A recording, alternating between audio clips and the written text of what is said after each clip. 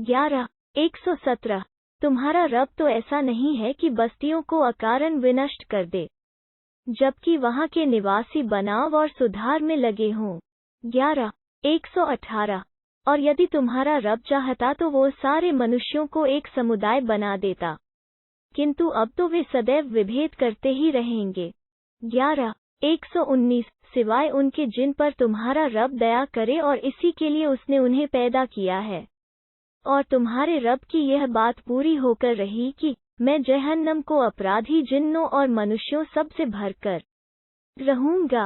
11 120 रसूलों के वृतांतों में से हर वो कथा जो हम तुम्हें सुनाते हैं उसके द्वारा हम तुम्हारे हृदय को सुदृढ़ करते हैं, और इसमें तुम्हारे पास सत्य आ गया है और मोमिनों के लिए उपदेश और अनुस्मरण भी। 11 121 जो लोग ईमान नहीं ला रहे हैं उनसे कह दो, तुम अपनी जगह कर्म किए जाओ, हम भी कर्म कर रहे हैं। 11 122 तुम भी प्रतीक्षा करो, हम भी प्रतीक्षा कर रहे हैं। 11 123 अल्लाह ही का है जो कुछ आकाशों और धरती में छिपा है, और हर मामला उसी की ओर पलटता है, अतः उसी की बंदगी करो और उसी पर भरोसा रखो। जो कुछ तुम करते हो उससे तुम्हारा रब बेखबर नहीं है। 12:1 ये स्पष्ट किताब की आयतें हैं। 12:2 हमने इसे अरबी कुरान के रूप में उतारा है ताकि तुम समझो। 12:3 इस कुरान की तुम्हारी ओर प्रकाश न करके इसके द्वारा हम तुम्हें एक बहुत ही अच्छा बयान सुनाते हैं, यद्यपि इससे पहले तुम बेखबर थे।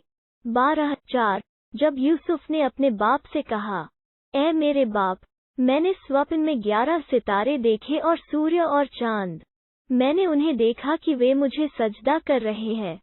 12:5 उसने कहा, ऐ मेरे बेटे, अपना स्वप्न अपने भाइयों को मत बताना, अन्यथा वे तेरे विरुद्ध कोई चाल चलेंगे। शैतान तो मनुष्य का खुला हुआ शत्रु है। 12:6 और ऐसा ही होगा, तेरा रब तुझे चुन लेगा और तुझे बातों की तथ्य तक पहुंचना सिखाएगा और अपना अनुग्रह तुझ पर और याकूब के घर वालों पर उसी प्रकार पूरा करेगा जिस प्रकार इससे पहले वो तेरे पूर्वज इब्राहिम और इसहाक पर पूरा कर चुका है। निस्संदेह तेरा रब सर्वज्ञ तत्वदर्शी है। 12:7 निश्चय ही यूसुफ और उनके भाइयों में सवाल करने वालों के लिए निशानियां हैं। 12:8 जबकि उन्होंने कहा, यूसुफ और उसका भाई हमारे बाप को हमसे अधिक प्रिय है, हालांकि हम एक पूरा जत्था है, वास्तव में हमारे बाप स्पष्टतः बहक गए हैं। 12:9 यूसुफ को मार डालो या उसे किसी भूभाग में फेंक आओ, ताकि तुम्हारे बाप का ध्यान केवल तुम्हारी ही ओर हो जाए, इसके पश्चात तुम फिर नेक बन जाना।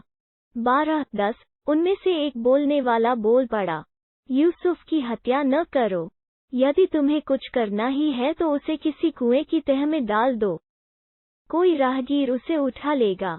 12:11 उन्होंने कहा, ए हमारे बाप, आपको क्या हो गया है कि यूसुफ के मामले में आप हम पर भरोसा नहीं करते, हालांकि हम तो उसके हितैषी हैं। 12:12 हमारे साथ कल उसे भेज दीजिए कि वो कुछ चर चुग और खेल ले, उसकी रक्षा के लिए तो हम हैं ही। 12:13 उसने कहा, यह बात कि तुम उसे ले जाओ मुझे दुखी कर देती है, कहीं ऐसा न हो कि तुम उसका ध्यान न रख सको और भेड़िया उसे खा जाए। 12:14 वे बोले, हमारे एक जत्थे के होते हुए भी यदि उसे भेड़िए ने खा लिया तब तो निश्चय ही हम सब कुछ गंवा बैठे।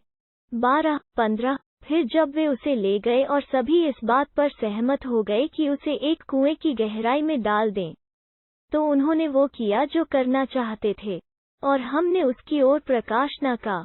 तू उन्हें उनके इस कर्म से अवगत कराएगा और वे जानते न होंगे। 12:16 कुछ रात बीते वे रोते हुए अपने बाप के पास आए। 12:17 कहने लगे, ऐ मेरे बाप, हम परस्पर दौड़ में मुकाबला करते हुए दूर चले गए और यूसुफ को हमने अपने सामान के साथ छोड़ दिया था कि इतने में भेड़िया उसे खा गया। आप तो हम पर विश्वास करेंगे नहीं, यद्यपि हम सच्चे हैं। 12-18 वे उसके कुर्ते पर झूठ मूठ का खून लगा लाए थे। उसने कहा, नहीं, बल्कि तुम्हारे जी ने बहकाकर तुम्हारे लिए एक बात बना दी है। अब धैर्य से काम लेना ही उत्तम है। जो बात तुम बता रहे हो उसमें अल्लाह ही सहायक हो सकता है।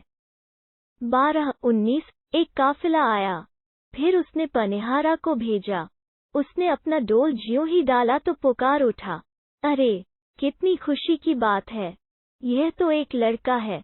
उन्होंने उसे व्यापार का माल समझकर छुपा लिया, किंतु जो कुछ वे कर रहे थे, अल्लाह तो उसे जानता ही था।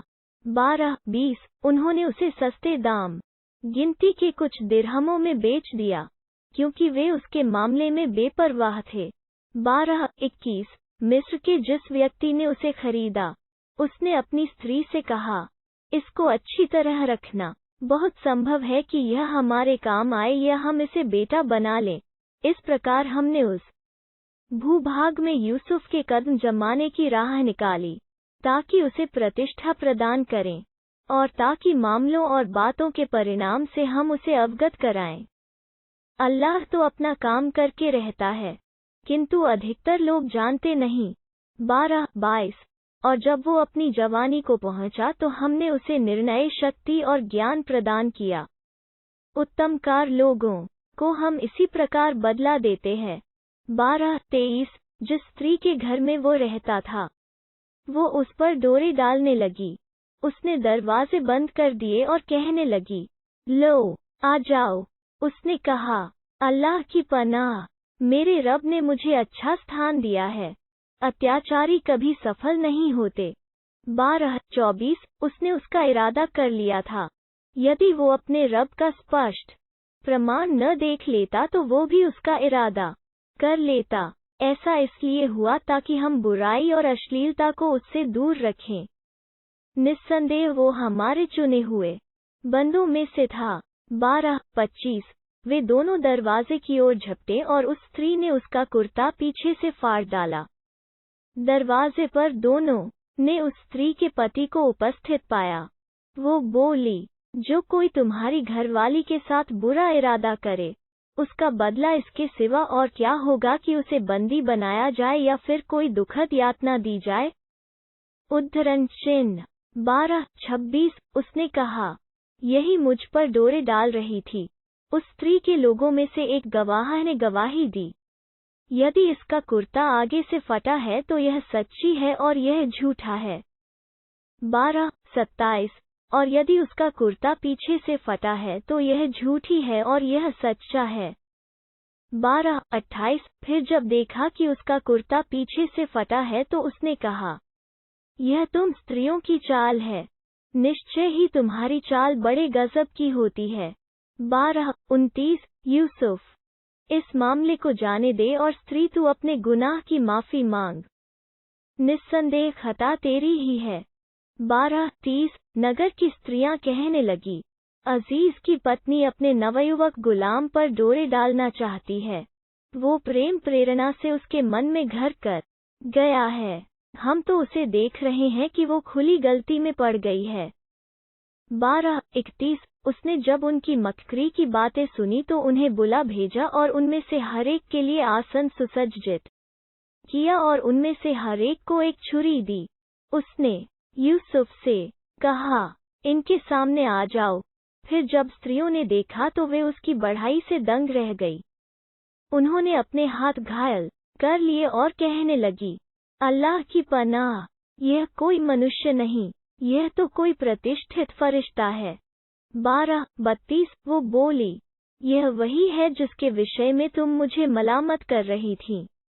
हाँ, मैंने इसे रिझाना चाहा था, किंतु यह बचा रहा, और यदि इसने न किया जो मैं इससे कहती तो यह अवश्य कैद किया जाएगा और अपमानित होगा। 12-33 उसने कहा, ऐ मेरे रब, जिसकी ओर ये सब मुझे बुला रही हैं, उससे अधिक तो मुझे कैद ही पसंद है। यदि तूने उनके दांव घात को मुझसे न टाला तो मैं उनकी ओर झुक जाऊंगा और निरे आवेग के वशीभूत हो जाऊंगा। 12-34 अतः उसने रब ने उसकी सुन ली और उसकी ओर से उन स्त्रियों के दांव घात को टाल दिया। निस्संदेह वह सब कुछ सुनता, जानता है। 12:35 फिर उन्हें इसके पश्चात की वे निशानियां देख चुके थे। यह सूझा कि उसे एक अवधि के लिए कैद कर दें। 12:36 कारागार में 2 नवयुवकों ने भी उसके साथ प्रवेश किया। उनमें से एक ने कहा, मैंने स्वप्न देखा है कि मैं शराब निचोड़ रहा हूँ। दूसरे ने कहा, मैंने देखा कि मैं अपने सिर पर रोटियां उठाए हुए हूँ, जिनको पक्षी खा रहे हैं। हमें इसका अर्थ बता दीजिए। हमें तो आप बहुत ही नेक नजर आते हैं। 12:37 उसने कहा, जो भोजन तुम्हें मिला करता है वो तुम्हारे पास नहीं आ पाएगा। उसके तुम्हारे पास आने से पहले ही मैं तुम्हें इसका अर्थ बता दूंगा। यह उन बातों में से है जो मेरे रब ने मुझे सिखाई है। मैं तो उन लोगों का तरीका छोड़कर जो अल्लाह को नहीं मानते और जो आखिरत, परलोक का इनकार करते हैं। 12:38 अपने पूर्वज इब्राहीम, इसहाक और याकूब का तरीका अपनाया है। इनसे यह नहीं हो सकता कि हम अल्लाह के साथ किसी चीज को साझी ठहराएं। यह हम पर और लोगों पर अल्लाह का अनुग्रह है, किंतु अधिकतर लोग आभार नहीं प्रकट करते। 12:39 ए कारागर के मेरे साथियों, क्या अलग अलग बहुत से रह अच्छे हैं या अकेला अल्लाह जिसका प्रभुत्व सब पर है? 12:40 तुम उसके सिवा जिनकी भी बंदगी करते हो वे तो बस मेरे नाम हैं जो तुमने रख छोड़े हैं और तुम्हारे बाप दादा ने, उनके लिए अल्लाह ने कोई प्रमाण नहीं उतारा। सत्ता और अधिकार तो बस अल्लाह का है। उसने आदेश दिया है कि उसके सिवा किसी की बंदगी न करो। यही सीधा सच्चा दीन धर्म है, किंतु अधिकतर लोग नहीं जानते।